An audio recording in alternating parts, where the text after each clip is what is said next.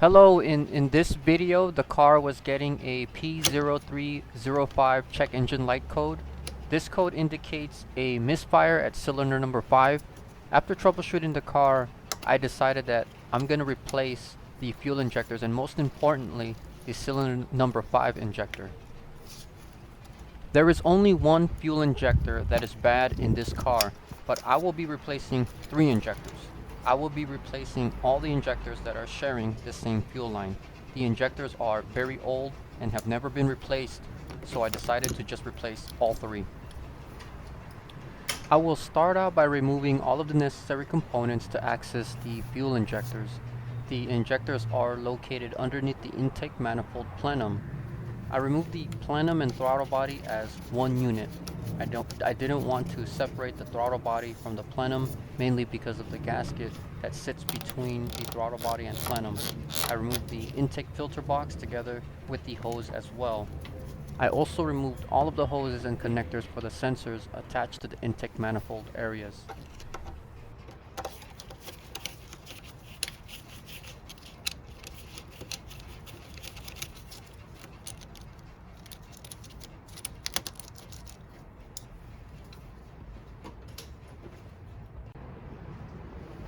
In this part of the video, you can't really see it, but there are some air hoses located near the interior of the car.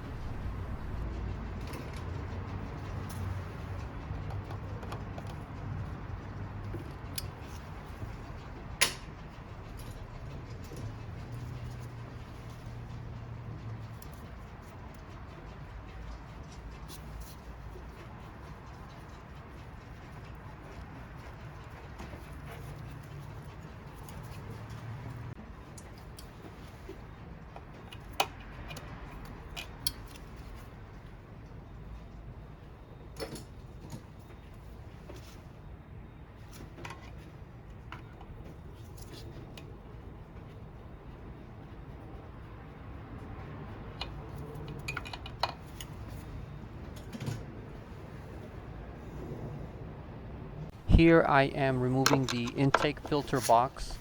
Like I mentioned earlier, when I remove this, I will be removing the intake duct hose and filter box as one unit.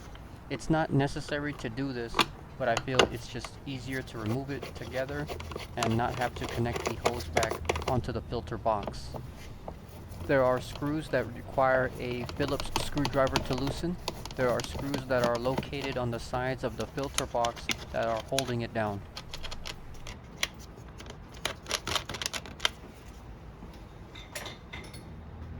This is another air hose connected to the intake hose that needs to be removed to remove the intake hose and filter box.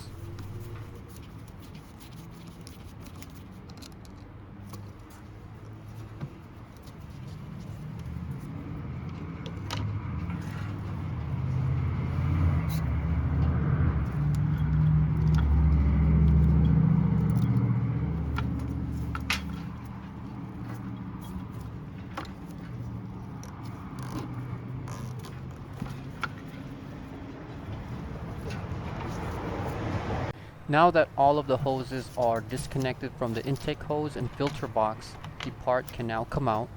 It might take a little bit of wiggling around, but it should come right out.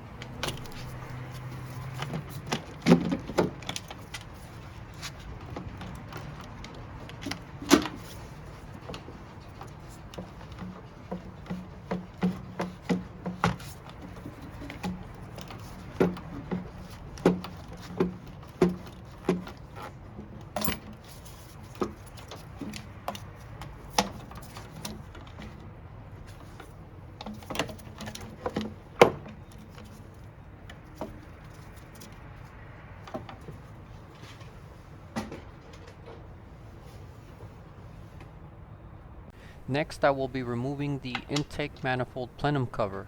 All it takes to remove this part is an 8mm socket and ratchet, which I did remove in sequence.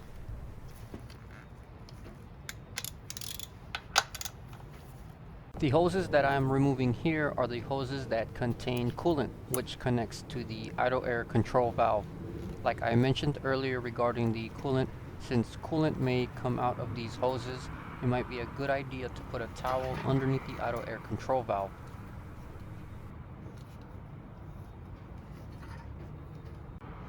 The next part that I will remove is the gas pedal linkage cables. Instead of removing each cable by itself, I'm going to remove the bracket that carries both cables and just leave the cables attached to the bracket. In this section there are two hoses underneath the throttle body connected to the idle air control valve. These hoses carry coolant, so be cautious when removing these hoses just in case coolant starts to pour out.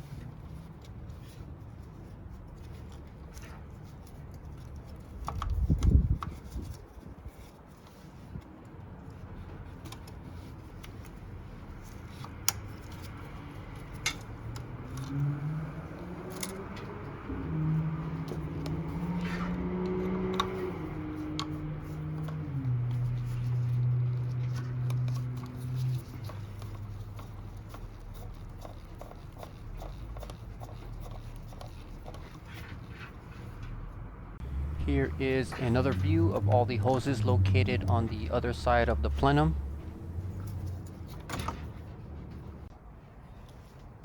Now I'm going to remove the intake manifold plenum. To remove this part, I used a 12mm socket and ratchet, which I also removed the bolts in sequence, and I'll put the sequence down in the description below for your reference.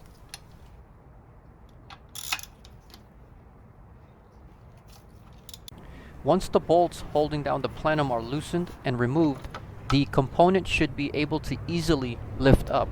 Maybe it might need a little bit of wiggling, but for the most part, it should come out with little effort.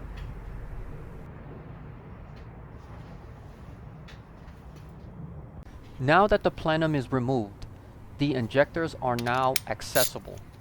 There are two fuel rails carrying the injectors. There are 3 injectors on each fuel rail. I will be removing the fuel rail furthest away from the interior of the car. This fuel line is where the bad injector is located.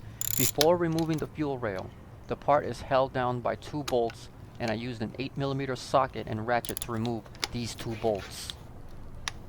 Just as a reminder, the fuel line will possibly have pressure and fuel may burst if the fuel system is not depressurized.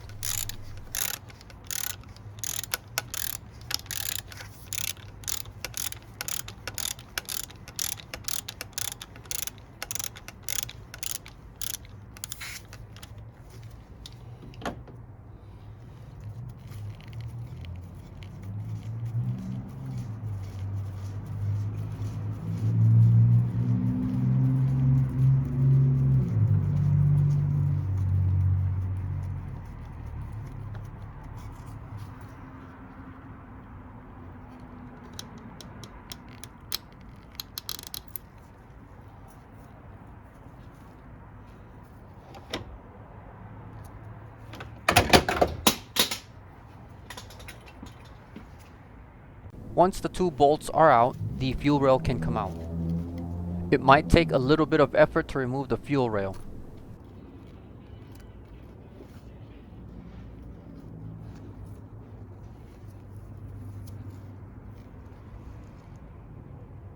I will be replacing all 3 injectors on this fuel rail, but this is the bad injector causing performance problems and check engine light codes.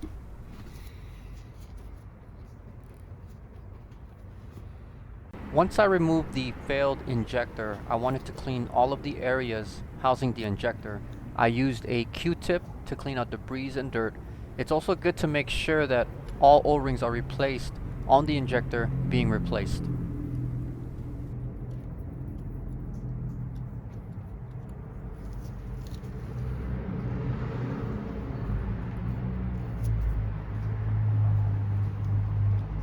Here is the new injector with new O-rings and everything. Also make sure a new O-ring on the port where the injector sits. I find it easy to install the O-ring or washer on the port first before installing the injector.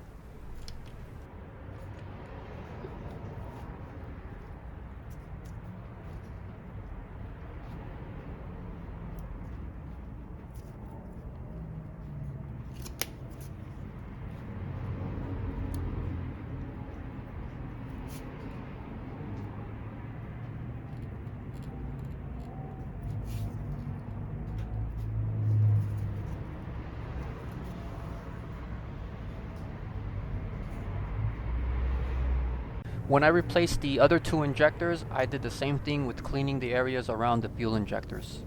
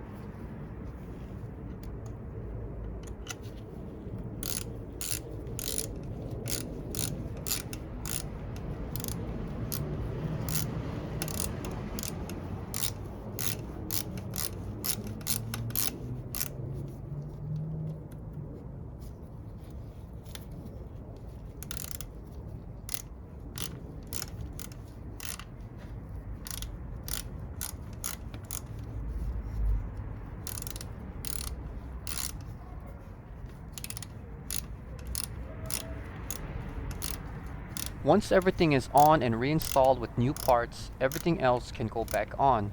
Reinstallation is pretty much the reversal process of everything in this video.